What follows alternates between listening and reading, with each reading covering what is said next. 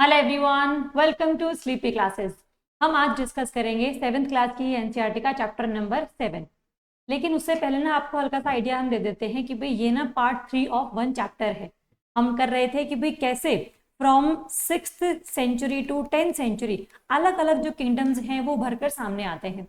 जैसे हमने north India में देखा था that Pushyabhuti dynasty was there, जिन्होंने गुप्त एम्पायर के बाद पूरा एरिया अपने होल्ड में रखा था। फिर हमने ये भी देखा था कैसे वेस्ट बंगाल वाले एरिया में जो पाल वंश है वो उभर कर सामने आया, एंड गुर्जर प्रतिहार इन गुजरात राजस्थान वाला area, and Rashtrakutas are in Deccan और कर्नाटक वाला area. So that was the North India for us since 6th century to 10th century CE। ठीक है।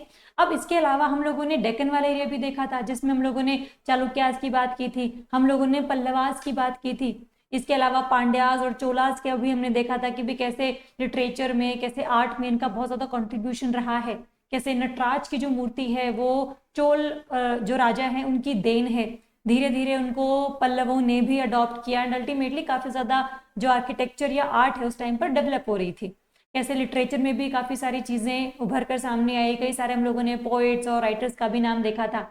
तो हम लोगों ने अब ये देख लिया था कि भी कैसे कैसे चालुक्य के टाइम पे क्या राजा थे और उन्होंने क्या क्या किया, एंड किस तरीके से जो चालुक्य डायनेस्टी है वो पहले डिक्लाइन हुई and then they went to western areas, then eastern areas. So western and eastern Chalukyas अलग अलग डायनेस्टी आई। इनके द्वारा एक और जो आप कह लो कि नया एक स्टाइल ऑफ आर्किटेक्चर भी शुरू किया गया था। वो हम देखेंगे जब हम लोग पूरा टेम्पल आर्किटेक्चर पढ़ेंगे ना, जिसमें हमने Nagara style of architecture, Dravida style of architecture, Vesara style of architecture को देखना है तो हम तब देखेंगे। बट हाँ, हम लोगों ने एक आइडिया सा ले लिया है कि भाई 6th century to 10th century C तक कौन कौन से एरिया में कौन कौन से राजा थे, उन्होंने क्या क्या बेसिक डेवलपमेंट्स करी थी डिफरेंट एरियाज में। ओके। अब जो बात आती है वो ये है कि भाई इनका पॉलिटिकल स्ट्रक्चर कैसा था, सोसाइटी में status of women, status of शूद्र कैसा था। सोसाइटी बहुत कॉम्प्लेक्स थी या बहुत ही सिंपलर लैंग्वेज में अगर हम कहें कि भाई सिंपल डिफरेंट जातीज थी, एंड जो है लोग उनके जो उनके काम है उनको डिफाइन किया हुआ था। बट ऐसा सिंपल होता नहीं है। ठीक है। तो सोसाइटी इज वेरी कॉम्प्लेक्स, यहाँ पर बहुत सारे जो रूल्स हैं वो इकट्ठे लग रहे होते हैं। सो नॉर्म्स एंड वैल्यूज काफी सारी चीजें चीजों को चेंज कर देती है। So will see into that कि भाई कैसा ट्रेड था, एडमिनिस्ट्रेशन कैसा था, इकोनॉमिक स्ट्रक्चर कैसा था इस पूरी सेंचुरी, जो 4 सेंचुरी है ना हमारे पास ये वाली, उसके टाइम पर हम देखेंगे। ये हमारा बस एक ओवरऑल आइडिया रहने वाला है। हम ये नहीं बोलेंगे इसमें कि हम लोगों ने आज चालुक्यास की जो एडमिनिस्ट्रेशन है, पॉलिटी है वो करनी है। We are just talking about overview of these polity and administration of different dynasties in this era 6th to 10th century CE। Okay. So first will talk about polity and administration. देखो बहुत सारी चीजें ऐसी रही कि भाई गुप्त empire के बाद ना बहुत सारे राजा आए, बट उसके बाद ना चीजें सेंट्रलाइज नहीं हो पाई बहुत ज्यादा। सेंट्रलाइजेशन से हम बढ़ रहे हैं डिसेंट्रलाइजेशन की तरफ। मतलब जो पावर है वो सिर्फ एक राजा के हाथ में नहीं है, बल्कि राजा ने क्या किया हुआ कि भाई इसने ना अलग अलग डिस्ट्रिक्ट्स बनाए हुए हैं, प्रोविंस बनाए हुए हैं, गांव बनाए हुए हैं। तो जो पूरा का पूरा प्रोविंस, डिस्ट्रिक्ट और गांव, इन सब में तीनों चीजों को बांटा हुआ है पूरे एरिया को। तो जो पावर है वो ग्राम का जो सबसे बड़ा हेडमैन है उसके पास भी है, जो डिस्ट्रिक्ट का हेड है उसके पास भी है, जो प्रोविंस का हेड है उसके पास भी, राजा के पास तो है ये सेंट्रलाइज्ड पावर।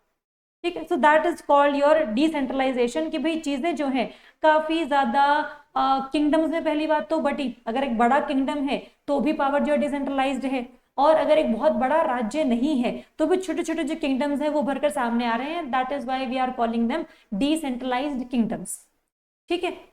अब जैसे अगर आप देखोगे चालुक्यास और राष्ट्रकूटों के हिसाब से देखते हैं, यहाँ पे ना इन्होंने क्या किया था कि चालुक्यों ने ना अपने, जैसे बहुत बड़ा एरिया है इनके पास, अब बहुत बड़े एरिया में राजा तो डायरेक्टली रूल नहीं कर पाएगा, तो इसने क्या किया था अपने अलग अलग एरियाज में ना सामंतों को अपॉइंट किया था। सामंत जिनको ना बहुत ज्यादा जो है हम लोगों ने लैंड दी थी, जमीनें दी थी, जिसका एरिया वो लोग सारा सुपरवाइज करते थे। अब कई बार ऐसा होता था कि भाई ना कुछ सामंत ऐसे होते थे जो बहुत ज्यादा पावरफुल हो जाते थे और अपनी ही जो अपना ही जो मतलब राजपाट है वो बसाने की कोशिश करते थे। इसीलिए राजा की बातें मानना मना कर देते थे। अब जैसे ही वो बातें मानना मना करेंगे तो प्रोटेस्ट भी होगा किंग की तरफ से, तो लड़ाई होगी, तो अगर लड़ाई होगी तो जो जीत जाएगा वही एरिया उसका कहलाया जाएगा। ऐसे ही जो है एक एग्जाम्पल भी है हमारे पास, जैसे राष्ट्रकूट है ना, जो चालुक्यन डायनेस्टी पूरी आपकी नॉर्थ इंडिया में इस साइड थी, है ना। तो राष्ट्रकूट पहले इन चालुक्यों के सामंत हुआ करते थे, लेकिन ये सामंत बहुत पावरफुल बन गए and ultimately they protested against Chalukyan king. And उसके बाद जो है राष्ट्रकूट किंगडम एक उभर कर सामने आ गया कि भाई ये अलग ही राजा है। ठीक है, तो दंती दुर्ग थे जिन्होंने जो है राष्ट्रकूट डायनेस्टी की जो है प्रॉपर नींव रखी थी। और वो भी कैसे, इन्होंने अबॉलिश कर दिया था all the powers of Chalukyan kingdom, क्या एज ए सामंत उस टाइम पहले वो काम करते थे।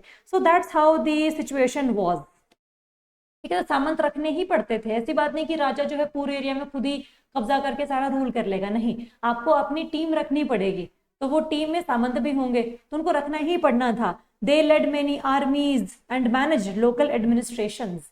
तो इनका पूरा ये काम था कि आर्मी बना के रखनी। अब इनके पास अगर आर्मी आ गई तो हो सकता है ना कि भी राजा के खिलाफ ये प्रोटेस्ट कर दें, किया भी है। राष्ट्रकूट के राष्ट्रकूट राजवंश के आने का जो मेन रीजन है वो यही है, that power struggle between their armies and their army and the Chalukyan army. Okay, so that's how the political administration was there, कि सामंत हुआ करते थे।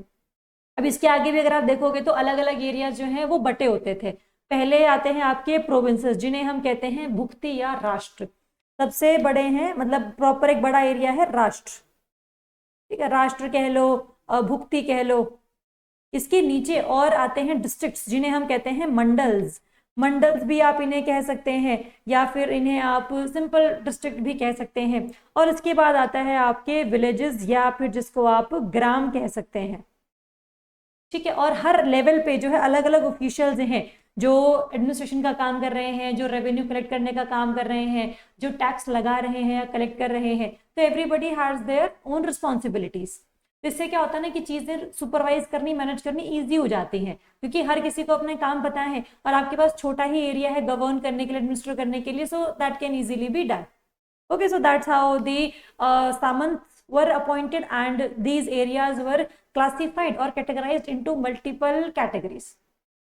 Okay, so this is the case. अगर हम 9th सेंचुरी की बात करते हैं ना, तो 9th सेंचुरी बड़ी एक इंपॉर्टेंट चीज होती है। यहाँ पे ना जो विलेज असेंबलीज हैं वो बहुत ज्यादा पावरफुल हो जाती हैं। तो अगर आप ये देखोगे कि जो अगर पावरफुल असेंबलीज ये बन चुकी हैं ग्राम लेवल पे, मतलब ग्रास रूट डेमोक्रेसी जो है वो काफी ज्यादा प्रॉस्पर कर रही है।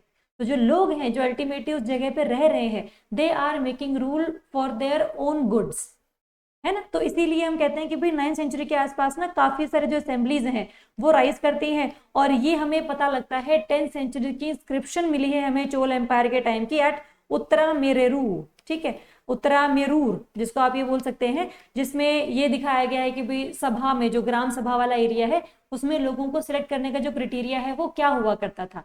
So that's how the village assemblies were grown. ठीक है, तो मतलब कहने का ये है कि सेंट्रल लेवल पे तो कंट्रोल है ही है, लेकिन जो ग्रास रूट डेमोक्रेसी है वो भी काफी ज्यादा प्रॉस्परस है यहाँ पे। तो this is one of the factor जो आप कभी मीन्स में भी लिख सकते हैं कि भाई जो है पहले हम जनपदों के टाइम पर रिपब्लिक देखते थे, अब धीरे धीरे हम लोग यहाँ पर रिपब्लिक देख रहे हैं चोल एम्पायर के टाइम पे खास करके। ठीक है, तो one of the true long continuity of democratic tradition है इंडिया में। जनपदों से लेकर, आपको याद होगा संघ की हमने बात करी थी, जो बुद्ध और जो महावीर हैं ये भी दोनों संघ से ही बिलोंग करते थे, जहां पर जो है राजा का बेटा राजा नहीं हुआ करता था, raja was elected on the basis of merit. तो राजा भी आप कह लो कि बस एक ना नाम मात्र था, जो मेन रिस्पॉन्सिबिलिटी थी, जो मेन एक डिसीजन मेकिंग पावर थी वो उस सभा के पास थी, असेंबली के पास थी, संघ के पास थी, कम्युनिटी के पास थी। ठीक है, तो that's how you can infer points from NCERTs to write in mains answers. Okay, चलिए अगर आप ट्रेड इकोनॉमी की बात करोगे, अर्बनाइजेशन की बात करोगे, तो यहाँ पर बहुत ज्यादा प्रॉस्पेरिटी आ चुकी है। 6th सेंचुरी सीई के बाद 10th सेंचुरी सीई तक काफी सारी जगहों में आपको डेवलपमेंट्स देखने को मिलेंगी, ट्रेड में खास करके। ट्रेड में इंटरनल ट्रेड भी बढ़ा है हमारा, साथ में जो वेस्टर्न कोस्ट वाली कंट्रीज है वहां पर भी हमें ट्रेड करना है, और जो ईस्टर्न कोस्ट वाली है वहां पर भी ट्रेड चल रहा है हमारा। So we were kind of very flourished in terms of trade. Okay, तो यहाँ पे शुरू होता है जनरली लैंड ग्रांट सिस्टम। देखो जनरली आपको इतना पता होना चाहिए कि जो लैंड ग्रांट सिस्टम है वो शुरू होता है सातवाहनों के टाइम पे।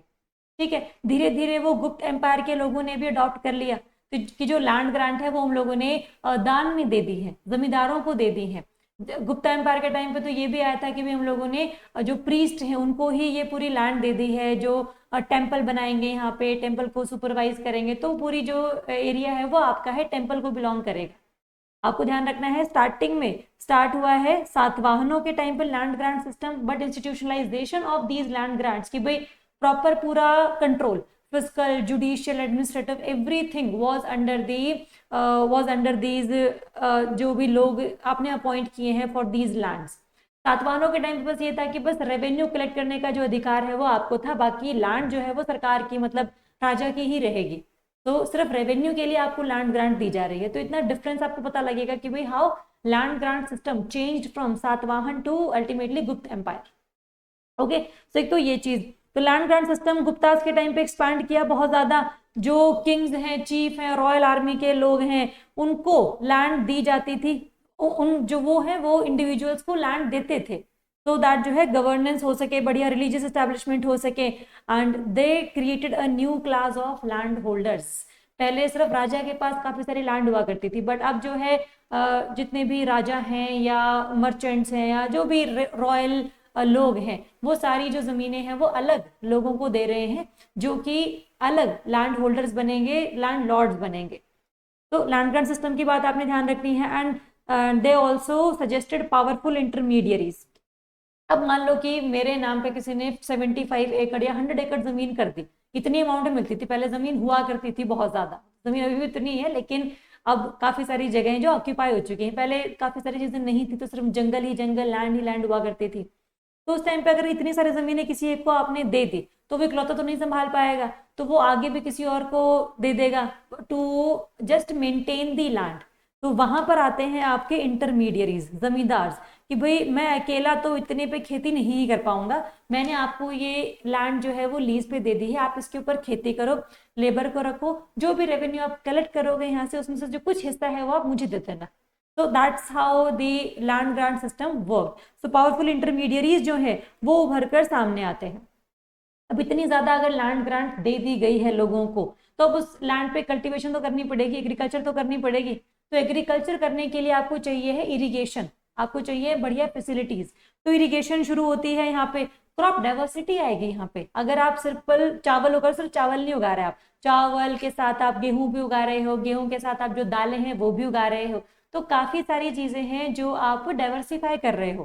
तो एग्रीकल्चर को प्रमोट कर रहे हैं हम लोग। इसमें काफी ज्यादा जो है ना ये बताया हुआ है कि भाई कैसे स्टेट सपोर्टेड इरिगेशन सिस्टम भी प्रोवाइड किया गया था, स्मॉल स्केल पे था बट स्टेट सपोर्ट, मतलब कि राजाओं ने उसको सपोर्ट किया था, और इसी वजह से जो एग्रीकल्चर है वो डेवलप भी होती है। तो बहुत एविडेंसेस हैं हमारे पास इस चीज के, जिसमें इसमें बताया हुआ है कि भाई काफी सारे जो न्यूमरस टैंक्स हैं वो बनाए गए थे पल्लव डायनेस्टी के द्वारा, आज भी जो है उसमें से कई सारे यूज होते हैं आज के मॉडर्न टाइम में भी। तो इतने ज्यादा वो सही बने हुए, इतने ज्यादा वो खराब भी नहीं हुए। तो क्योंकि साउथ वाला एरिया जो है ना, पल्लव खास करके वाला जो एरिया है, वहाँ पे काफी हार्ड रॉक स्ट्रक्चर है पूरे मतलब लैंड का।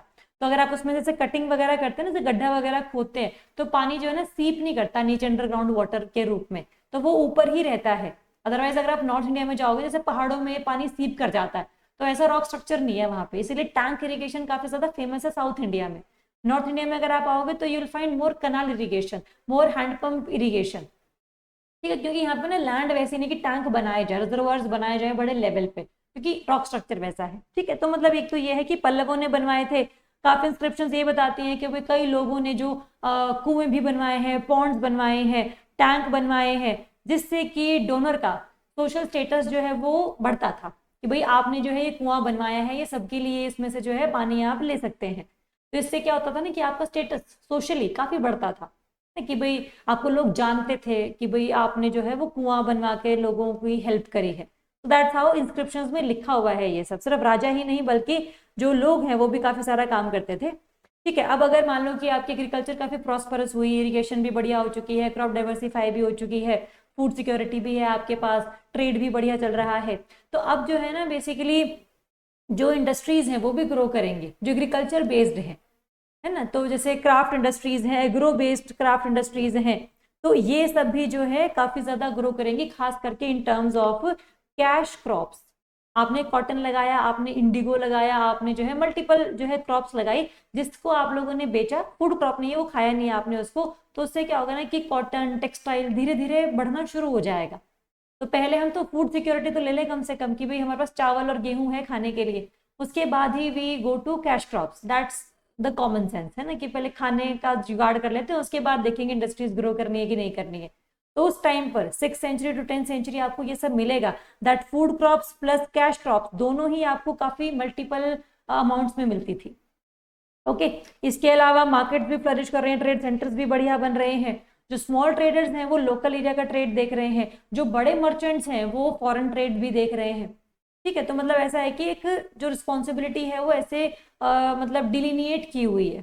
ठीक है, लोकल ट्रेड स्मॉल ट्रेडर संभाल रहे हैं, जो शिप ओनिंग मर्चेंट्स हैं, मतलब बड़े ट्रेडर्स का मतलब क्या है, जिनके पास शिप है, तभी तो वो सी रूट से शिप के थ्रू ट्रेड कर पाएंगे। तो जो लॉन्ग डिस्टेंस ट्रेड होगा that will be owned by ship owning merchants. ठीक है, और धीरे धीरे और ट्रेड बढ़ेगा। 8th सेंचुरी तक आते आते तो जो वेस्टर्न कोस्ट है वहां पर भी काफी ट्रेड हमारा बढ़ा, और जो ईस्टर्न कोस्ट है वहां पर भी हमारा काफी सारा ट्रेड बढ़ चुका था, जिसमें अगर हम वेस्ट की बात करें तो इसमें आपका ईरान, इराक, अफ्रीका का ईस्ट कोस्ट, काफी areas were classified as trade centers. अगर आप ईस्ट कोस्ट की बात करोगे तो वहां पर आपको जो है Chinese ports, Sri Lanka, south Asia ये सब दिखेगा। जो चेरास थे आपके वेस्टर्न कोस्ट पे वो भी काफी डेवलप कर रहे हैं पूरे ट्रेड को। ये पता लगता है हमें इनके कॉपर प्लेट इंस्क्रिप्शन से। ये इंस्क्रिप्शन ये बताती है कि भाई ना उस टाइम पर वहां पर Christians, Muslims, Jewish traders from West Asia यहाँ पर आते थे, एंड ये शो करता है that India was a hub for international trade. तो that is shown by these inscriptions कि भाई हम जो है सिर्फ इंटरनली ट्रेड नहीं कर रहे हैं बल्कि एक्सटर्नली भी ट्रेड कर रहे हैं। और ये कैसे पता लगेगा हमें, चेरास के टाइम पे जो वेस्टर्न कोस्ट में इंस्क्रिप्शंस मिली हैं जो ये दिखाती हैं कि भाई डिफरेंट ट्रेडर्स यहाँ पर आते थे। ठीक है, तो ये आपको देखने को मिल जाएगा इसमें। ओके इसके अलावा इसमें अब अगर हम अर्बनाइजेशन की बात करें ना तो काफी सारी जो चीजें हैं वो चेंज हुई है। काफी लोगों ने बताया होगा, टेक्स्ट लिखे हैं जो हमने उससे रेफर किया होगा। जैसे सोसाइटी ना उस टाइम पर भी एग्रीकल्चर बेस्ड थी, ट्रेड था, बट ना अर्बन सेंटर्स बहुत कम थे उस टाइम पे। So the population were mainly rural and agrarian in nature, और जो थोड़े बहुत अर्बन एरियाज थे वो भी डिक्लाइन कर रहे थे क्योंकि मल्टीपल रीजंस वर देयर है ना, जो पेट्रोनाज है जो भी आपके रूलर्स हैं उनकी तरफ से या जो भी है। बट हाँ काफी एविडेंसेस हमें मिलेंगे कि भाई किस तरीके से जो पुरानी सिटीज हैं, जो ओल्डर सिटीज हैं वो मतलब दे रिमेन्ड ऑक्यूपाइड, जो नई सिटीज हैं वो भी मर्ज हुई। नॉर्थ की हम बात कर रहे हैं, जैसे इसमें ज्वानजांग ने भी नोट किया कि भाई जो कौशाम्बी और श्रावस्ती वाले एरिया थे, कौशाम्बी आपको याद होगा हम लोगों ने 16 महाजनपद किए थे, उसमें जो कौशाम्बी थी that was the capital of Vatsa Mahajanapada, and the Shravasti was the capital of Kosala kingdom, है ना। तो कोसल और ये वत्स इकट्ठे इकट्ठे मतलब आसपास ही थे। तो ये जो डिफरेंट सिटीज हैं जो कैपिटल थी महाजनपदों की वो धीरे धीरे डिक्लाइन कर रही हैं। लेकिन हाँ ये है कि स्थानेश्वर, जैसे थानेश्वर वाला एरिया था, कन्याकबूजा मतलब कन्नौज की हम बात कर रहे हैं, एंड काशी, ये सब काफी ज्यादा ग्रो कर रहे थे। इसमें पॉलिटिकल, रिलीजियस, इकोनॉमिक सेंटर्स भी यहाँ पर बन रहे थे। तो कहने का मतलब ये है कि यहाँ पे ना थोड़ा बहुत अर्बनाइजेशन को थोड़ा सा डिक्लाइन देखने को मिला, बट जो नई सिटीज हैं वो भी मर्ज हो रही थी। ऐसा नहीं कि भी पुरानी सिटीज डिक्लाइन कर गई और जो है सारे लोग रूरल एरियाज में माइग्रेट कर गए, ऐसा नहीं था।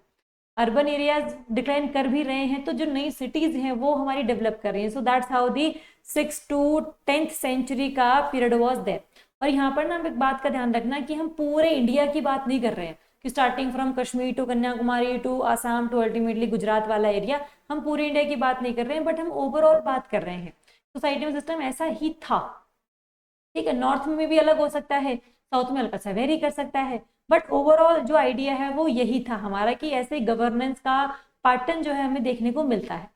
एंड ऑल दीज 300 to 400 जो ईयर्स हमने देखे वो सेम पैटर्न हम लोग आइडेंटिफाई कर सकते हैं इसमें। Okay next will talk about social life. देखो सोशल लाइफ कैसी थी। सोशल लाइफ में आपको पता होगा कि भी society is not a very simpler organisation और web of people, it is very complex in nature. Emotions, values, norms, rules, society के स्ट्रक्चर काफी ज्यादा कॉम्प्लेक्स रहते हैं। तो ऐसे ही सोसाइटी जो है वो थोड़ी थोड़ी कॉम्प्लेक्स होनी शुरू हो गई थी। कॉम्प्लेक्स पता क्यों होती है? क्योंकि एक ही सोसाइटी में जो है अलग अलग टाइप के लोग रहने शुरू कर देते हैं। अगर एक जगह पे ना सेम तरीके के लोग हो, सेम ही सारा काम करते हो, सेम ही उनका कल्चर हो, सेम ही उनका आइडेंटिटी हो, सेम ही उनकी लैंग्वेज हो, then that is called simpler society, क्योंकि सब एक ही बात को मान रहे हैं। कॉम्प्लेक्स वो तब बनती है जब एक रूल तो बनाया हुआ है, लेकिन उस रूल के ना कई मॉडिफाइड वर्जन है, कोई मान ही नहीं रहा, कोई अपने हिसाब से मान रहा है और कोई बिल्कुल कट्टरता से मान रहा है उस रूल को। तो सोसाइटी में रूल क्या है we can not identify, so that's why the complexity of rules basically make society very complex in nature. तो कॉम्प्लेक्स है, क्यों है कॉम्प्लेक्स? क्योंकि यहाँ पर ना आपको बहुत सारे जो ग्रुप्स हैं वो देखने को मिल जाएंगे, जिसमें हम लोगों ने पहले जाति की बात करी थी। आपको याद होगा स्टार्टिंग में वी टॉक्ड अबाउट वर्ण। तो वर्ण ना पहले हुआ करते थे on the basis of colour, है ना। जो व्हाइट लोग थे वो अलग वर्ण के थे, जो ब्लैक लोग थे वो अलग वर्ण के थे, श्वेत वर्ण एंड कृष्ण वर्ण। ठीक है, ये that is to be remembered. Okay, उसके बाद जो है धीरे धीरे जो ये वाइट कलर के लोग हैं उन्होंने बेसिकली क्या किया, इस वर्ण सिस्टम को on the basis of occupation बना दिया कि भाई अगर आप संस्कृत लैंग्वेज पढ़ सकते हैं, वेदों को आप रिमेम्बर कर सकते हैं, आगे मेमोराइज करके अपनी जनरेशन को पहुंचा सकते हैं, then you will be called Brahmin. अगर आपके पास बहुत ताकत है तो अल्टीमेटली आप सिक्योरिटी या मिलिट्री सर्विसेज जो है प्रोवाइड कर सकते हैं लोगों को, यू विल बी कॉल्ड क्षत्रिय। अगर आप ट्रेड अच्छा करते हैं, आप मर्चेंट हैं, तो आप यू विल बी कॉल्ड वैश्य। और अगर आप सर्विस सोसाइटी से बिलोंग करते हैं, that you are servant of different these communities, then you will be known as Shudra. तो अगर कोई पर्सन ये काम करता है तो डिफरेंट वर्ण में उसको जो है जगह मिल जाती है। पहले था कि भाई अगर ब्राह्मण का बच्चा जो है अगर नहीं वेद पढ़ पा रहा है, नहीं संस्कृत के श्लोक याद कर पा रहा है, उसको मर्चेंट बनना है, तो ही कैन और she can always become a वैश्य। तो सिस्टम बहुत फ्लेक्सिबल था, बट धीरे धीरे सिस्टम बिकेम रिजिड कि भाई अगर ब्राह्मण का बच्चा है तो ब्राह्मण ही होगा, वैश्य का बच्चा है तो वैश्य ही होगा। तो अल्टीमेटली जो ऑक्यूपेशन के आधार पर फ्लेक्सिबल सिस्टम था, दैट अल्टीमेटली बिकम रिजिड। अब आगे जो डिफरेंट ब्राह्मण्स हैं उनमें अलग अलग और ग्रुप्स आ गए, जिनको हम लोगों ने बोला जाति, है ना। जैसे अलग अलग वैरायटी के लोग हैं, अलग अलग रूल्स के साथ, कई जो है अलग तरीके से श्लोक को बोल रहे हैं, है ना, कई जो है अलग कम्युनिटी, अलग कल्चर हो गया है उनका। So jatis were emerged at that point of time. तो jatis are nothing but the subgroups इन अ वर्ण सिस्टम। तो ऐसे जो है अलग अलग जाति उभर कर सामने आई। तो कौन सी जाति क्या कर सकती है, कौन सी जाति का क्या रोल है, क्या ऑक्यूपेशन है, या फिर वो क्या कर सकते हैं क्या नहीं, वो सब कुछ है काफी कॉम्प्लेक्स सिस्टम चीजों को बना देता है। ठीक है, अब इसमें ये भी बताया हुआ है कि भाई ना काफी सारे जो ऑक्यूपेशंस हैं वो आए, एंड अल्टीमेटली जो है काफी सारे लोगों ने, जो हमने इसको हम वो नहीं बोलते जाति सिस्टम, इसको बोलते हैं वर्ण जाति सिस्टम, बिकॉज वर्ण में ही डिफरेंट जाति जो है वो एग्जिस्ट करती हैं। तो इनमें काफी सारे जो लोग हैं, जैसे कुछ ट्राइबल होंगे, कुछ फॉरेन से इंडिया में आए होंगे, या फिर जो लोकल ट्रेडर्स होंगे, डिफरेंट जो है काफी सारे जो लोग हैं वो वर्ण और जातियों में एब्जॉर्ब हो गए थे, मतलब ये जातियों के पार्ट बन चुके थे।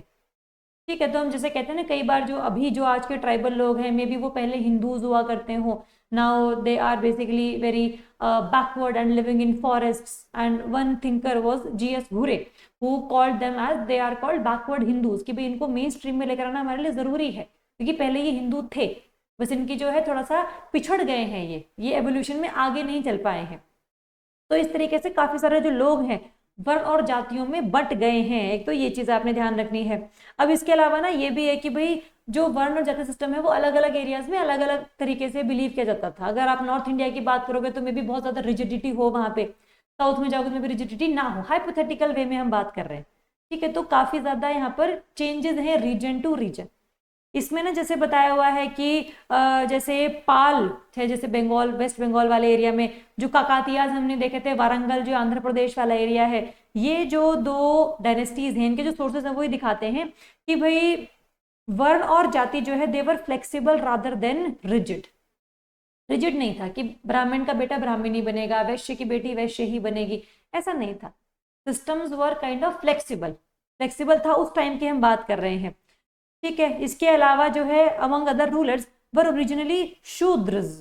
बेसिकली क्या है ना कि यहाँ पर डायनेस्टी तो हम लोगों ने बता दिया कि यहाँ पे फ्लेक्सिबल था। फ्लेक्सिबल क्यों था? क्योंकि पहले ऐसा माना जाता था कि भाई जो ये वेस्ट बंगाल या बंगाल के पाल वंश हैं, या फिर जो ये काकातियाज हैं वारंगल आंध्र प्रदेश वाले एरिया के, ये हैं शूद्र, दे बिलोंग टू शूद्र वर्ण। धीरे धीरे क्या होता है ना कि भाई दे बिलोंग टू वर्ण of labourers, crafts people, but धीरे धीरे जो है दे बिकेम क्षत्रिय। इस जनरली क्या होता है ना, this is called the process of kshatriyaisation, इसको हम ऐसे बोलते हैं। ये बेसिकली क्या है ना कि जैसे मान लो शूद्र वर्ण से हम बिलोंग करते हैं, हमने पावर एक्वायर कर ली, हमने राजा को हरा दिया, अपनी आर्मी हम लोगों ने बना ली थी, तो हम जो है अब राजा बन गए हैं। तो हम क्या करेंगे, जो ब्राह्मण्स हैं उनके थ्रू डिफरेंट रिचुअल्स करवाएंगे, डिफरेंट वैदिक जो सिस्टम्स है उसको डेवलप करवाएंगे, जो फेक जीनियोलॉजीज हैं वो बनवाएंगे कि भाई हम तो जो है एक्चुअली सूर्य के वंशज हैं, या फिर हम चंद्रमा के वंशज हैं, वी आर सूर्यवंशी और चंद्रवंशी।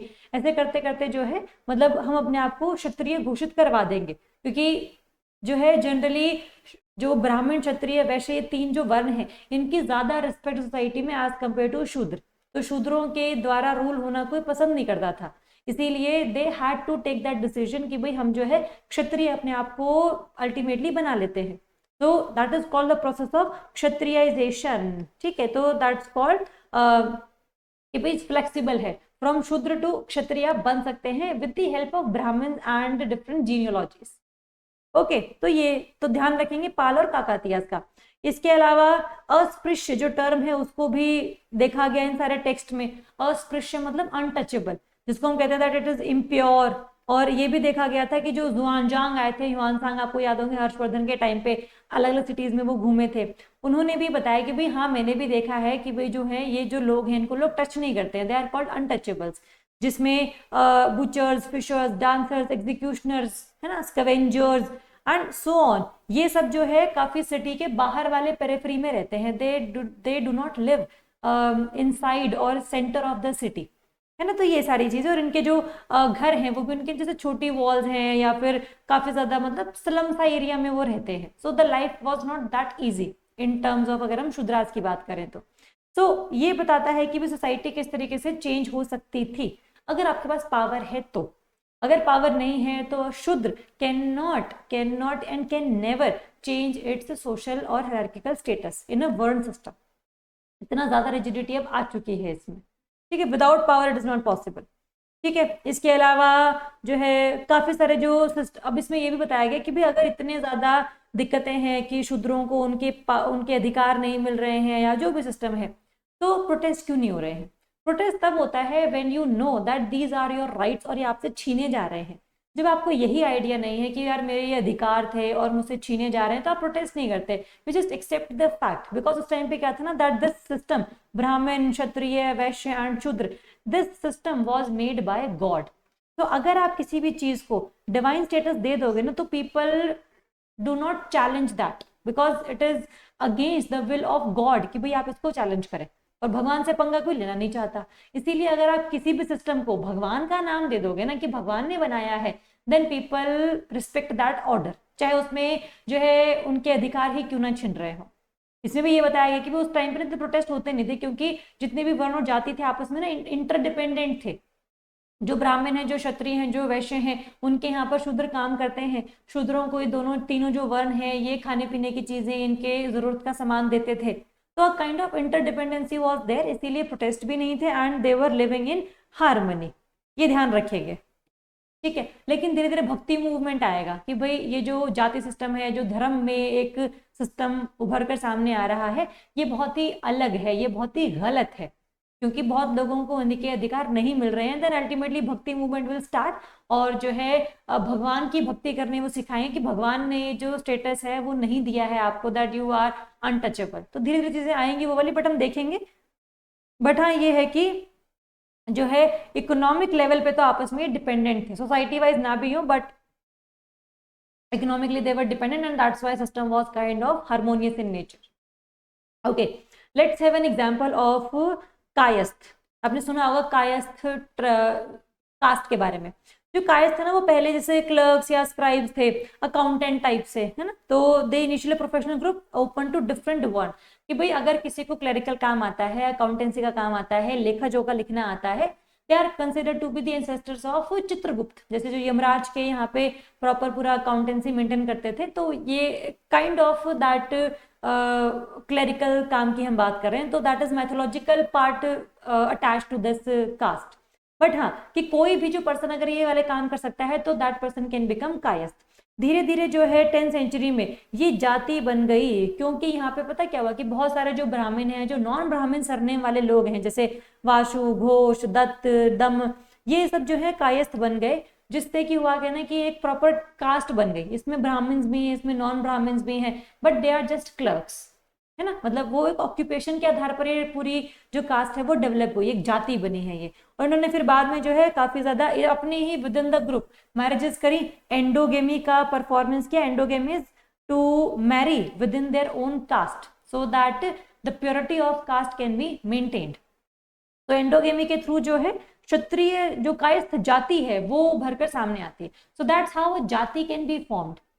तो इसको टाइम लगा, ऐसा नहीं कि भाई आज शुरू हुआ और कल खत्म हो गया ये, लेकिन it will take time, but ऐसा हो सकता है और ये ऐसा हुआ भी है। तो जो कायस्थ का एग्जाम्पल है ये काफी ज्यादा फेमस रहता है पूरे हिस्ट्री ऑफ इंडिया में। ओके, चलिए इसके अलावा if we talked about the status of women, ठीक है, तो ऐसा माना जाता था कि भी जो विमेन है उनका स्टेटस थोड़ा सा अच्छा है। यहाँ पे जो विमेन है वो काफी ज्यादा जो है पार्टिसिपेट कर रही है इकोनॉमिक एंड सोशल एक्टिविटीज में भी, एग्रीकल्चर में काम कर रही है, क्राफ्ट में काम कर रही है, एंटरटेनर्स हैं, म्यूजिशियंस हैं, काफी ज्यादा जो है अच्छे काम कर रही है। काफी इंडिपेंडेंट स्ट्रक्चर जो है सोसाइटी में दिखाया गया है विमेन के केस में। तो yes, women status was also kind of ठीक ठाक। बट हाँ, ऐसा है कि भाई अलग अलग रीजन में अलग अलग था। ऐसा नहीं बोल सकते कि the whole India was very liberal in terms of independence of women, ऐसा नहीं था। बट इट डिपेंड्स कि भाई हाँ, ओवरऑल अगर आप देखोगे तो it was kind of good thing. इसके अलावा यहाँ पर देखो एक इंस्क्रिप्शन भी है, एक मतलब प्रॉपर एक एविडेंस भी है हमारे पास कि ना काफी डायनेस्टीज ऐसी थी जो अपना मेल एयर को ही प्रेफर करती थी कि भाई राजा का कोई बेटा हो जाए तो अल्टीमेटली वो भी राजा बन जाएगा। तो रानी का जस्ट रोल क्या था कि वो राजा की पत्नी है, but Rani was not the ultimate decision maker. But इसमें एक एग्जाम्पल आता है कि जो उड़ीसा वाला एरिया है ना, उड़ीसा में एक भौमाकरा, ये काइंड ऑफ एक डायनेस्टी टाइप सी थी जहाँ पे जो है मल्टीपल फीमेल रूलर्स आपको देखने को मिलेंगी, जिसमें से एक थी आपकी त्रिभुवन महादेवी 9th सेंचुरी में। इन्होंने पूरा एरिया जो है अक्वायर किया, टेरिटरीज को एक्सपैंड किया, रिबेलियंस को सब सप्रेस किया, एडमिनिस्ट्रेटिव स्किल्स को बाहर कर सामने लेकर आए, हिंदुइज्म को, बुद्धिज्म को, सबको पैटर्नाइज किया एंड अल्टीमेटली काफी सारी जो है लैंड ग्रांट्स प्रोवाइड करी under the name of Param Bhattarika Maharaja Dhiraj Tribhuvan Mahadevi. मतलब the greatest, the supreme sovereign empress, great queen of the 3 worlds. मतलब कि ऐसा है, काफी ज्यादा जो चीजें हैं यहाँ पे आपको देखने को मिलेंगी, काइंड ऑफ एन एक्सेप्शन, कि जहाँ पर जो विमेन का स्टेटस है वो इतना ज्यादा मतलब नॉर्मलाइज्ड है, लेकिन उड़ीसा में आपको ये बहुत ही एक्सट्रीम लेवल पे मिलेगा। तो you can write that is as an example कि भाई हमारे यहाँ पे जो विमेन एम्पावरमेंट है वो आज नहीं शुरू हुआ है। आज हम फेमिनिज्म की बात नहीं कर रहे हैं। फेमिनिज्म जो है वो जो विमेन एम्पावरमेंट है, डिसीजन मेकिंग की जो कैपेसिटी आपने विमेन को देनी है, दैट इज बेसिकली प्रेजेंट काफी सेंचुरीज से। तो वन ऑफ द एग्जाम्पल्स, ये एसेज में बहुत काम आती है सारी चीजें एग्जाम्पल्स लिखने के लिए। तो एग्जाम्पल्स इंपॉर्टेंट होते हैं ये वाले, बस ऐसा नहीं कि इसमें से प्रीलिम्स का क्वेश्चन नहीं आएगा तो उसको छोड़ देते हैं, क्या पता प्रीलिम्स का क्वेश्चन भी आ जाए। लेकिन मेंस में अगर आप ये वाला एग्जाम्पल लिखोगे ना, जब आप विमेन का कोई भी ऐसे लिख रहे होगे, कोई भी डायमेंशन लिख रहे होगे, तो बहुत आपको जो है एक्स्ट्रा एज मिलती है बाकी बच्चों से। Okay, that's why NCERTs are very important. ठीक है, कल्चरल लाइफ में कल्चर, रिलीजन, काफी सारे जो कल्चर्स हैं वो ग्रो कर रहे थे यहाँ पे, हिंदुइज्म भी, जैनिज्म भी एंड बुद्धिज्म भी काफी ज्यादा। ठीक है, मतलब हार्मनी भी थी। थोड़ा बहुत जो है साउथ इंडिया में आपको शेवाइट्स और जैन के बीच में थोड़ा सा राइवलरी दिखेगी, बट बाकी सब कुछ ठीक चल रहा है। और ये राइवलरी भी ना ऐसी नहीं है कि मतलब रिलीजियस लेवल पे है, ये है पॉलिटिकल लेवल पे। क्योंकि जैसे पल्लवों के टाइम की अगर हम बात करें ना, तो जो पल्लव थे स्टार्टिंग में they were kind of true believer and कट्टर believer of Jain dharma, but धीरे धीरे दे ऑल्सो अडॉप्टेड शैविज्म, या फिर जो शिव भक्ति है उसमें भी इनका काफी रुचि बढ़ने लगी, और जो जैन धर्म को पेट्रोनाइजेशन मिलती थी वो इनको नहीं मिलना शुरू हुआ। That's why kind of conflict emerged कि भाई जो राजा है वो जिस धर्म को मानता है उसी का ही आगे जो है डेवलपमेंट देखने को मिलता है। तो जैसे पल्लवों के टाइम पे जैन धर्म के ये फॉलोअर्स थे, but ultimately they also become follower of Shaivism, तब इन्होंने बहुत सारे जो मंदिर हैं वो बनवाए हैं यहाँ पे। थोड़ी बहुत राइवलरी है, डिटेल में तो हम बाद में देखेंगे स्पार्टन कल्चर में, बट हाँ बाकी हार्मनी है थोड़ा बहुत, जैनिज्म और शैविज्म में थोड़ा सा राइवलरी आपको देखने को मिलेगी। 6th सेंचुरी CE के आसपास आपको मिलेगा तांत्रिक स्कूल ऑफ थॉट। अगर आप बुद्धिज्म की बात करोगे तो यहाँ पर डेवलपमेंट ऑफ तांत्रिक बुद्धिज्म मतलब वज्रयान जो है आपको डेवलप होता हुआ दिखेगा। यहाँ पर आपको शक्ति का जो रूप है वो देखने को मिलेगा, है ना, जैसे शिव शक्ति, शक्ति मतलब फीमेल डेटीज जो है वो भी काफी ज्यादा यहाँ पे डेवलप कर रही हैं।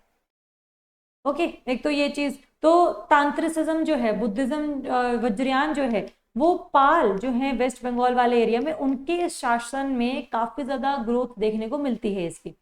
ठीक है, इसके अलावा जो है काफी सारे यहाँ पे ना आपको ये मिलेंगे, काफी सारी जो मूर्तियां वगैरह वो बनवाई गई हैं, जिसमें एक बड़ी फेमस है कर्नाटक वाले एरिया में मोनोलिथिक बाहुबली जो है एट श्रवण बेलगोला इन कर्नाटक। ठीक है, और जैन मंदिरों में भी काफी सारे जो है केव्स आपको देखने को मिलेंगी, जिसमें एलोरा में जैन की गुफाएं हैं, और जो है बादामी में भी जैनिज्म को प्रमोट करने के लिए गुफाएं बनाई गई थी। तो ये जो बाहुबली है that is considered to be the son of Rishabhanath, जो फर्स्ट तीर्थंकर थे जैनिज्म में, है ना, तो उनके बेटे थे। तो ultimately he also led a monastic and ascetic lifestyle, तो इनको भी जो है काफी ज्यादा जो है माना जाता है, तो इसीलिए इनके जो कोड्स हैं उनको भी लोग फॉलो करते हैं। तो बाहुबली जो है उनको, इनका जो ये बहुत बड़ा एक विशाल स्टैचू जो है वो बनवाया गया है कर्नाटक वाले एरिया में भी। तो जैन धर्म प्रमोट कर रहे हैं हम लोग। इसके अलावा जो है पुराण धीरे धीरे काफी डेवलप हो रहे हैं। पुराणों के थ्रू ना काफी सारे जो देवी देवता हैं उनको बड़ा सोशल लाइफ में आप कहो कि एक एक्सेप्टेंस ही मिल रही है। उनको जो एग्जैजरेट करके उनकी कहानियां बताई गई हैं ताकि लोगों को समझ में आए दैट व्हाट इज द शक्ति, व्हाट इज द एनर्जी। तो इससे जो है ना काफी सारे जो लोकल डेटीज हैं वो उभर कर सामने आ रहे हैं, शिव विष्णु कृष्ण वेरियस देवीज। ये एक ना पैन इंडिया कल्ट बनते चले जा रहे हैं। तो लोकल ट्रेडिशंस तो चलो डेवलप हो ही रहे हैं, बट पैन इंडिया भी चीजें डेवलप हो रही हैं। तो जैनिज्म को किस तरह की डेवलपमेंट मिली वो हमने देखा। बुद्धिज्म में जो वज्रयान है वो डेवलप हो रहा था, खास करके under the patronage of Pala rulers of Bengal. And Hinduism में भी पुराणों के थ्रू जो है चीजें डेवलप हो रही हैं। So that's how Hinduism, Jainism and Buddhism were growing at that point of time. ठीक है, इसके अलावा जो है भक्ति मूवमेंट शुरू होगा बाय 7th सेंचुरी CE के आसपास। भक्ति मूवमेंट में क्या होता है ना कि जैसे यहाँ पे भक्ति का कंसेप्ट अभी पहले नहीं आया है, मतलब ऐसा नहीं कि अभी आया है, बहुत पहले से था ये। अब ना भक्ति करने का जो तरीका है वो चेंज करा गया लोगों के द्वारा कि भाई जो जितनी भी कुरीतियां हैं हमारे रिलीजन में उन सबको ना दूर किया जाए, लोगों को इक्वल ट्रीट किया जाए। ठीक है, तो भगवान की जो भक्ति करने का अलग अलग तरीका निकाला जाए। किसी ने मूर्ति पूजा को सपोर्ट किया, किसी ने अमूर्ति पूजा को सपोर्ट किया कि भाई निर्गुण भक्ति है, पूरा जो विश्व है वो एक एनर्जी से बना है। You can not just capture all that energy in one murti. तो वो सगुण भक्ति वाले हैं जो मानते हैं कि भगवान का कोई रूप होता है। निर्गुण वाले होते हैं जो कहते हैं कि भगवान का कोई रूप ही नहीं होता, how can you define energy, है ना, वो कैसे आप उसको कैप्चर करके एक मूर्ति में रख दोगे, वो तो देखने वाले की नजरों में ना कि उसको कैसे देख रहा है। तो वो भक्ति मूवमेंट शुरू होगा यहाँ पे। स्टार्टिंग में साउथ में से स्पार्क आया था कि भाई भक्ति मूवमेंट शुरू करना है। यहाँ पर जो है ना साउथ में जो है 2 ग्रुप्स ऑफ डेवोटीज बने। एक थे आपके अलवर्स जो विष्णु को मानते थे, 12 अलवर्स थे जिनमें से एक विमेन एंडल भी थे इसमें से। इसके अलावा जो है 63 नायनर्स थे जो कि शिव के भक्त थे। तो ये आपस में जो सेक्ट हैं वो अलग अलग हो गए थे, अलवर्स एंड नायनार्स। तो आप ध्यान रखना, नायनार्स शिव वाले हैं और जो अलवर हैं वो आपके विष्णु वाले हैं। इन्होंने बहुत सारे जो तमिल लिटरेचर में तमिल लैंग्वेज में लिटरेचर को लिखा, चीज़ों को आगे प्रमोट करने के लिए काफ़ी सारी चीज़ों को लिखा है, पोएम्स के थ्रू, राइटिंग्स के थ्रू। तो ये शुरुआत होती है साउथ इंडिया में। धीरे धीरे it will go to north India as well. And the concept of Saguna Bhakti and निर्गुण भक्ति वॉज अल्टीमेटली यहाँ पे आइडेंटिफाइड। ठीक है, चलो, तो ये कल्चरल लाइफ में भी काफी सारी चीजें जो है यहाँ पे डेवलप हो रही हैं।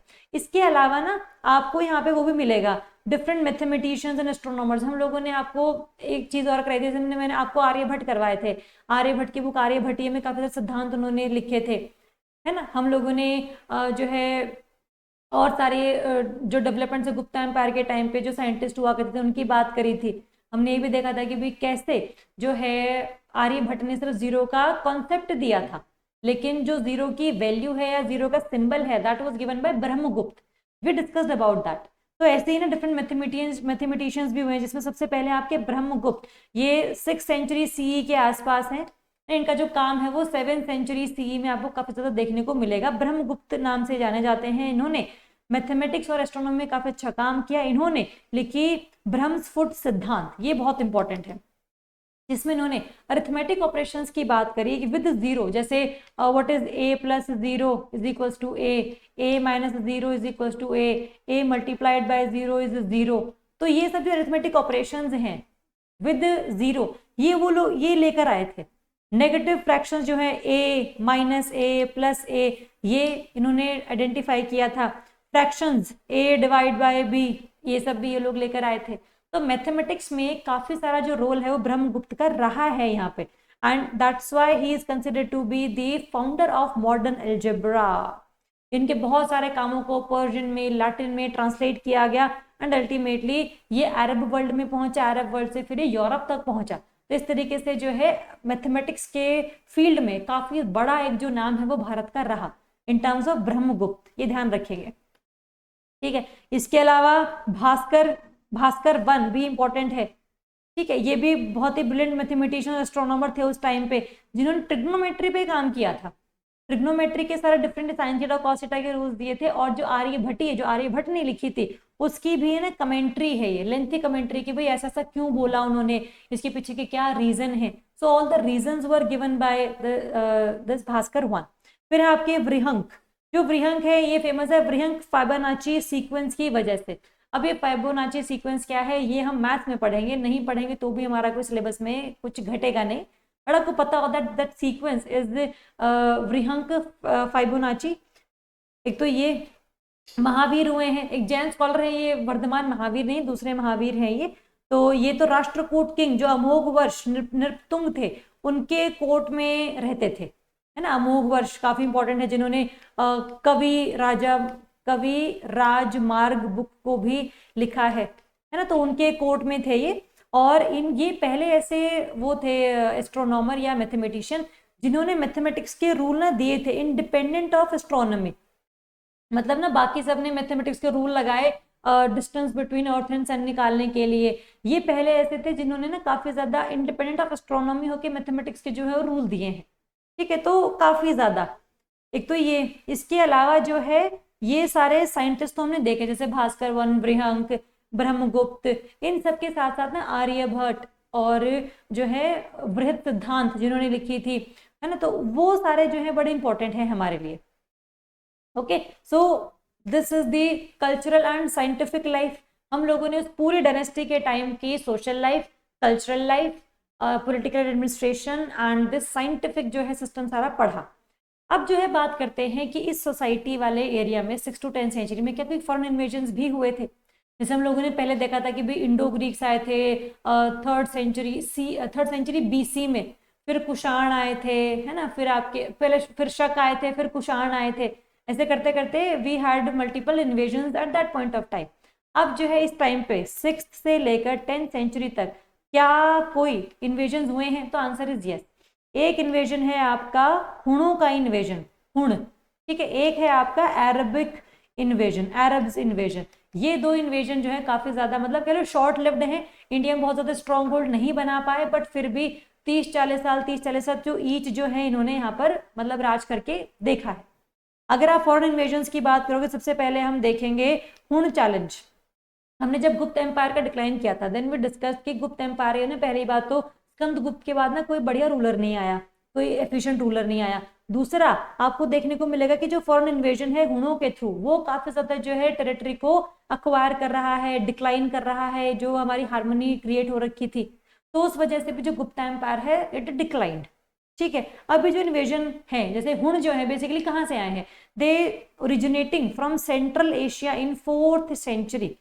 ये बहुत अच्छे हॉर्स राइडर्स हैं, आर्चरी स्किल्स की काफी अच्छी है, काफी ज्यादा अच्छा अटैक करते हैं, लाइटनिंग फास्ट अटैक है, and they are basically fierce conquerors, मतलब कि जहां पर भी जाते हैं टेरिटरी एक्वायर कर लेते हैं। एंड अल्टीमेटली यूरोप में बैक्ट्रिया वाला जो एरिया था वो भी इन्होंने कैप्चर कर लिया था, ऑक्सस रिवर के आसपास है ये। तो अब धीरे धीरे जो इंडिया की तरफ बढ़ रहे हैं, जहाँ पे सिंध वाला जो एरिया सबसे पहले इनके पास टकराएगा, गांधार और ये सिंध वाला एरिया। ठीक है, तो इंडिया में ये आते हैं और जो हुण है वो इंडिया में मतलब आएंगे, सिंध और पंजाब और गांधार वाला एरिया जो है वो जनरली कैप्चर करेंगे यहाँ पे। तो आए कहाँ से हैं, क्या इनकी खास बातें हैं, क्या ये फेमस किस लिए हैं कि भाई गुप्त एम्पायर को इन्होंने मतलब काफी डिक्लाइन कर दिया था, and ultimately they capture different territories और अपना जो स्ट्रॉन्ग होल्ड है वो यहाँ पर उन्होंने बनाया था। ओके, नेक्स्ट बात करेंगे इसमें 6th सेंचुरी में जो 2 हुण लीडर हैं ये काफी ज्यादा फेमस रहे, है ना। इसमें ना एक तो आपका रहेगा तोरामन, ये एक लीडर है, इनका नाम है तोरामन एंड मिहिरकुल। देखो एनसीईआरटी में तो नहीं दिया, but I am just mentioning their name so that you can have an idea कि भाई किस तरीके से कौन सा रूलर क्या कर रहा है। तो तोरामन एंड मिहिरकुल जो है 2 लीडर्स हैं जिन्होंने गैंजेटिक वैलीज तक भी जो है ये आ गए हैं। तो गैंजेटिक वैली तक ये जब आ गए हैं, गंगा रिवर वाला एरिया इनके पास है, अब यहाँ पे डिफीट किए जाते हैं बाय द किंग ओली करा डायनेस्टी, जिसकी कैपिटल दशपुर हुआ करती थी, जो आज मध्य प्रदेश में मंदसौर वाला जो एरिया है वहां पर। तो मंदसौर इंस्क्रिप्शन में ये पता लगता है हमें कि जो ये ओली करा डायनेस्टी है उसने इन सारे मिहिरकुल जो राजा है बेसिकली उसको हराया है। तो जनरली जो है ना आपका ये 530 CE के आसपास का टाइम है जब हम लोगों ने इनको हराया है। ठीक है, तो इसके बाद जो है हुन इन्वेजन धीरे धीरे काफी डिक्लाइन किया है, यहाँ पे लोग रह गए हैं वो वाले, थोड़ा बहुत ये सोसाइटी में अपने आप को ढाल लेंगे एक तरीके से। Now they are not raja anymore, but जो है काफी लोग यहाँ पे रह गए थे, they assimilated into the Indian fabric of society. ठीक है, तो एक तो ये चीज ध्यान रखेंगे कि किस इंस्क्रिप्शन में मिलता है हमें हुणों को हराया गया बाय ओलेकरा डायनेस्टी, मंदसौर इंस्क्रिप्शन द्वारा मिलता है हमें। इसके अलावा जो है काफी हुण सोल्जर्स जो है वो यहाँ पर रह गए, तो इंडिया में सोल्जर वो रहे। इसके अलावा जो है एडमिनिस्ट्रेशन में भी वो लोग लोकली काम करना शुरू हुए, और जो टेम्पल एडमिनिस्ट्रेशन काउंसिल है कि मंदिर को एडमिनिस्टर करने की जो काउंसिल है जिसको हम गोष्ठिका कहते हैं, उसमें भी ये लोग काम कर रहे हैं। हुण जो है प्राकृत और संस्कृत दोनों लैंग्वेज को मतलब यूज करते थे for their inscriptions, and Gupta style royal titles ये लेते थे जिसमें डिफरेंट कॉइन्स इन लोगों ने बनाए, जिसमें एक तरफ इनकी मूर्ति है, दूसरी तरफ जो है किसी राजा किसी भगवान की मूर्ति है ना। तो मतलब ये है सारा का सारा। तो हुण जो है काफी ज्यादा इंडिया में मतलब ये है कि बहुत टाइम तक तो नहीं रहे, लेकिन इनका जो रोल है ना गुप्ता एम्पायर को डिक्लाइन करने में या फिर पूरा ये स्ट्रॉन्ग होल्ड लेने में गंगा वैली वाला, तो अराउंड 50-60 साल तो इन्होंने यहाँ पे मतलब निकाले हैं। तो that's why they are very important. ठीक है, नेक्स्ट अगर आप बात करोगे अरब इन्वेजन है। देखो जो है अरब में जो इस्लाम की स्थापना है वो अभी रिसेंटली होने वाली है। जो प्रॉफिट मोहम्मद हैं जिनको हम इस्लाम के फाउंडर भी कहते हैं, उनकी डेथ होती है 632 CE के आसपास, और जो फिर नया रिलीजन है नोन एज इस्लाम वो अलग अलग एरियाज में फैलने लग गया, एशिया में, अफ्रीका में। तो एक नया रिलीजन उभर कर सामने आ रहा है। पहले भी हिंदुइज्म ही था, फिर जैनिज्म आया, बुद्धिज्म आया, लेकिन अब जो एक नया धर्म भी आ चुका है इस्लाम, उसको हम लोगों ने बोला। ठीक है, अब इस्लाम जो है वो धीरे धीरे बढ़ेगा, और जो डिफरेंट रूलर्स हैं अरब वाले वो भी अलग अलग टेरिटरीज पर कब्जा करने के लिए जाएंगे, so that they can promote their religion as well. 637 CE सिर्फ उनकी 5 साल की डेथ के बाद ही जो इंडिया का वेस्टर्न कोस्ट है वहां पर नेवल रेड्स हमें देखने को मिलती हैं बाय मुस्लिम अरब ऑन 3 जगहों पर हम देखेंगे। थाना जो भी मतलब प्रेजेंट डे थाने वाला एरिया है, बाकुर बरूकछा जिसे हम अभी भारूच कहते हैं गुजरात वाला एरिया है ना, डेबल जो अभी इंडस वाला एरिया है ना, तो यहाँ पर हमें देखने को मिलते हैं। 3 जगह ध्यान रखनी है आपने, these 3 areas are Thane, this Bharuch, and third is your Debal. ये 3 सिटीज हैं जिसपे आपको अरब का इन्वेजन देखने को मिलेगा starting in the spread of Islam. ठीक है, मुस्लिम अरब्स यहाँ पर आते हैं, धीरे धीरे जो है काफी जो एरिया है ये एक्वायर करते हैं, बट ना डायरेक्टली कंट्रोल नहीं करते इसको। मतलब ये कि without securing lasting territorial control, के मतलब एक बार उन्होंने कैप्चर कर लिया बहुत टाइम तक इसको रख नहीं पाएंगे अपने पास, काफी ज्यादा जो है चीजें अलग रहेंगी इसमें। तो एक तो ये चीज, बट ना मतलब ये है कि जब ये लोग यहाँ पर ऐसे 37 CE में तो कैप्चर तो नहीं कर पाए और चले भी गए बहुत जल्दी। तो ये माना गया है कि जो अरब के इन्वेजन है वो इतने स्ट्रांग नहीं है, तो काफी लोगों ने इनको सीरियसली लेना बंद कर दिया। लेकिन जो है फिर आते हैं गवर्नर ऑफ इराक, जिन्होंने ना इन्होंने एक पूरी आर्मी भेजी मोहम्मद बिन कासिम के लीडरशिप में। इन्होंने सिंध पे अटैक किया। जो सिंध पे जब ये अटैक करेंगे तो जो डेबल सिटी है वो सबसे पहले खत्म हुई, इट फेल फर्स्ट। और जब ये गिरी यहाँ पे, तो यहाँ पे ना जो हिस्टोरियन है वो कहते हैं 9th सेंचुरी सी की हम बात कर रहे हैं, जिन्होंने बुक लिखी मतलब जो इंडियन जो एक हिस्टोरियन है अल बहादुरी है, अल बहादुरी, इन्होंने लिखा कि भाई इन्होंने ना जितने भी यहाँ पे इनहेबिटेंट्स थे जो डेबल में रहते थे उन सबको मार दिया। इनकी डेड बॉडी जो है कम से कम 3-4 दिन तक रखी रही, उनको जो है मतलब डिस्पोज नहीं किया गया। टेम्पल्स हो गए, हाउसेस हो गए, सबको डिस्ट्रॉय किया गया, मतलब city was kind of plundered.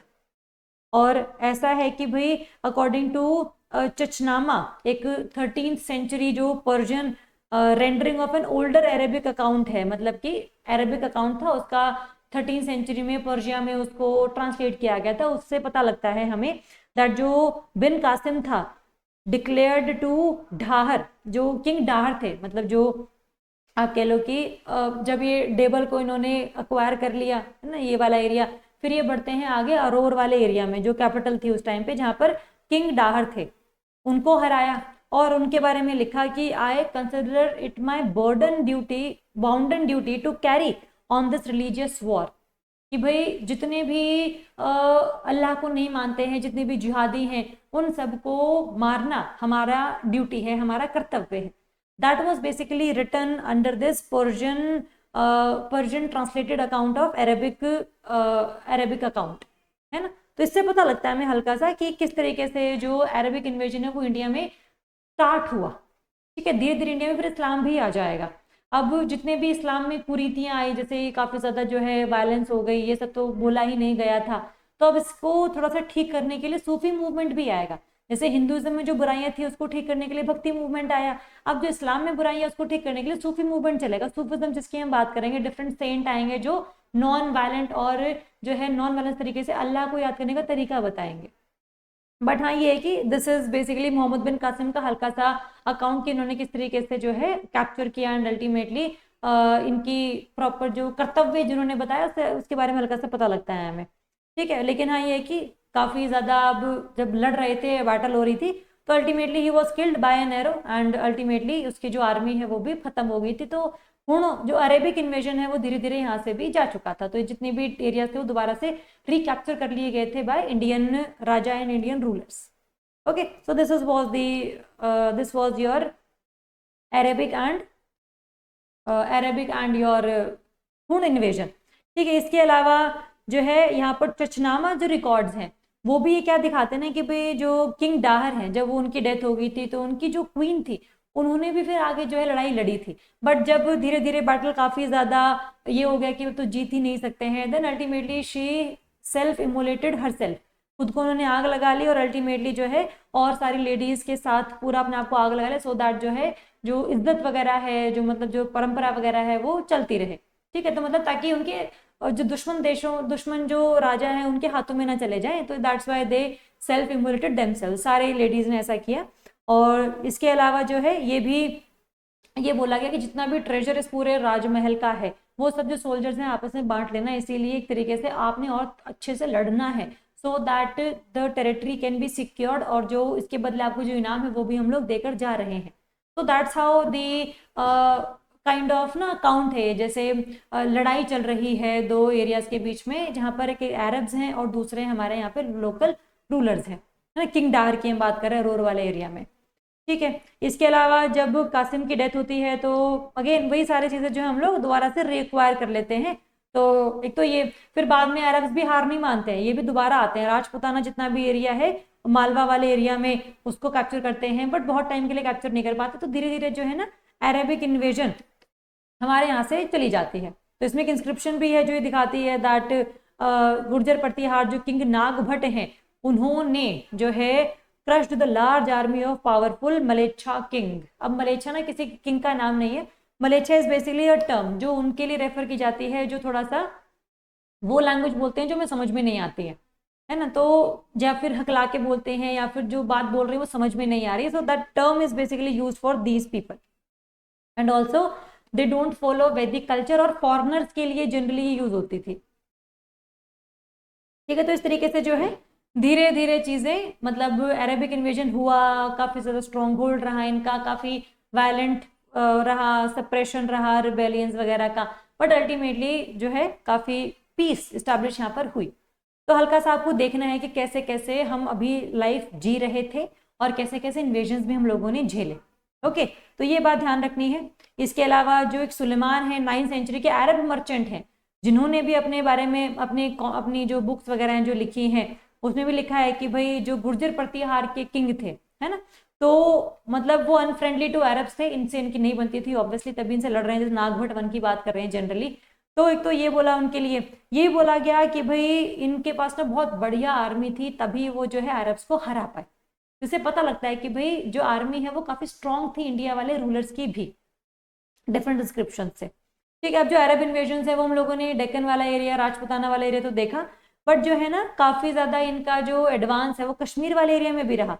Kashmir के जो किंग, हमने आपको याद होगा ललित आदित्य मुक्तापीड, जिनसे हम पहले भी मिले हुए हैं, है ना, तो he also defeated an Arab chief 3 times according to Rajatarangini, मतलब जैसे जो कलहंड ने लिखी थी उस बुक में मेंशन्ड है कि भाई ये जो पूरा एरिया है वो सिर्फ बहुत ज्यादा ब्यूटीफुल तो था ही, लेकिन यहाँ पे इन्वेजन्स भी बहुत होते थे, इसीलिए ये भी दिखाया गया है कि यहाँ पे इनको डिफीट भी किया गया है अरब इन्वेजन्स को। ओके, इसके अलावा जोग्राफर हैं अल इस्तखरी, इन्होंने भी देखा कि भाई काफी ज्यादा जो है अरब्स ने यहाँ पर कब्जा करने की कोशिश की, बट लास्ट तक आते आते ना सिर्फ सिंध और पंजाब ही ऐसे एरियाज रह गए जहाँ पे इनका होल्ड बना रहा। इसके अलावा बाकी सब जो है यहाँ पे डिफीट इनको झेलने को मिला, एंड वो भी सिर्फ इसलिए यहाँ पर ये बच गए क्योंकि इन्होंने ना जो ये हिंदुइज्म और जो बुद्धिस्ट टेम्पल्स थे उनको ना गिराने की बात करी कि भाई हम इन सारे टेम्पल्स इनको डिस्ट्रॉय नहीं करेंगे। बाकी पूरी दुनिया में जो है ना, मतलब काफी ज्यादा ये रहता था कि जहां पर भी जाते थे तो टेम्पल्स वगैरह को डिस्ट्रॉय कर देते थे, बट सिंध वाला एरिया ऐसा था जहां पे उन्होंने अपनी पॉलिसी को चेंज किया था। हिंदूज और बुद्धिस्ट को ही बोला गया था that you can rebuild your temples, rebuild your stupas, and ultimately जो है आप जो है थोड़ा बहुत रेवेन्यू हमें दे देना, अदरवाइज जो है you can keep that all temples. ठीक है, तो ये जो चीज़ है वो दिखाती है कि भाई किस तरीके से पॉलिसी चेंज होती है डिपेंडिंग अपॉन आप किस एरिया में जा रहे हैं, किस एरिया पे रूल करने के लिए जा रहे हैं। Okay, so this is the idea. इसके अलावा जो है यहाँ पर ये बताया गया है बस कि भाई ना जो हमारे ये है कि इस्लाम के राइज होने से पहले भी हमारे जो रिश्ते थे अरब्स के साथ थे, पहले मर्चेंट्स वाले रिश्ते थे, फिर इन्वेजन्स वाले हो गए धीरे धीरे करके। हमने तो बहुत सारे टर्म्स ऐसे हैं जो अरब से ली हैं, जैसे जो आपने मॉनसून जो है वो आया है मौसम वर्ड से, जिसका मतलब होता है सीजनल रिवर्सल ऑफ विंड, ये जो है एक अरेबिक वर्ड ही तो है ना, तो अल्टीमेटली इससे ही हमारा जो मॉनसून वर्ड है वो उभर कर सामने आया है। तो कहने का मतलब ये है कि अरब के साथ जो हमारे कनेक्शंस हैं वो सिर्फ इस्लाम के बाद ही नहीं आए हैं, बल्कि उससे पहले भी हमारे बहुत ट्रेडिंग कॉरपोरेशंस थे आसपास अपने लिए, और काफ़ी सारे लैंग्वेज के जो वर्ड्स है वो हम लोगों ने लिए हैं इनसे, या फिर उससे इंस्पायर होकर हमने अपना वर्ड बनाया है। ओके, तो ये सब जो है थोड़ा सा ध्यान रखना है बस अपने को कि कैसे 6th सेंचुरी सी से लेकर 10th सेंचुरी सी तक डिफरेंट एरियाज में अलग अलग सोसाइटी है, अलग अलग एडमिनिस्ट्रेशन है, अलग अलग रिलीजन्स हैं, कैसे इन्वेजन्स हैं फॉरेन ट्रेडर्स के या फॉरेन डायनेस्टीज के। तो हल्का सा आपको आइडिया लग जाएगा कि भाई कैसे कैसे नॉर्थ या साउथ में क्या हो रहा है, कैसे कैसे कब कौन आया है। इंडो ग्रीक्स और शक और कुषाण पहले आए थे हमारे यहाँ पे, जो ये वाले हैं हुण और अरब, ये थोड़ा सा लेट आए हैं 6th to 10th century C के आसपास। ठीक है, तो इसके साथ जो है आपका ये जो पूरा चैप्टर है वो खत्म होता है। इसमें हम लोगों ने बहुत डायनेस्टीज को देखा, हम लोगों ने पुष्यभूति एंड कारकोर डायनेस्टी को देखा, पालाज जो वर्मन डायनेस्टी है उसको देखा, ईस्टर्न चालुक्य, पल्लव, चोला, पांड्य, चेरा, चालुक्य, राष्ट्रकूट, गुर्जर प्रतिहार, 12 से 14 डायनेस्टीज के बारे में हम लोगों ने बात करी है। तो you should have an idea कि भाई कब कब कौन कौन कहाँ कहाँ था। अगर आपको ये आइडिया लग गया है कि इन्होंने क्या क्या किया था, इसके साथ आप ये भी जोड़ लोगे तो आपका जो पूरा एक बेस है वो क्रिएट होना शुरू हो जाएगा, and that will help you in guys in your advanced history studies. जो हमारा फाउंडेशन बैच में आप जब पढ़ेंगे ना तो you will find more kind of facts जो इसके साथ जुड़ जाएंगे, तो कहानी जो है धीरे धीरे ऐसे बढ़ती रहेगी, कहानी यही रहेगी बस उसमें एक्स्ट्रा फैक्ट्स जुड़ जाएंगे। ओके, तो आप इस चैप्टर को रिवाइज कीजिए। ठीक है, और कोई भी अगर आपको डाउट, कोई भी परेशानी, कुछ भी अगर आपको लगता है दैट ये चीज़ समझ में नहीं आई या जो भी चीज़, so you can ask us. Thank you so much and all the very best.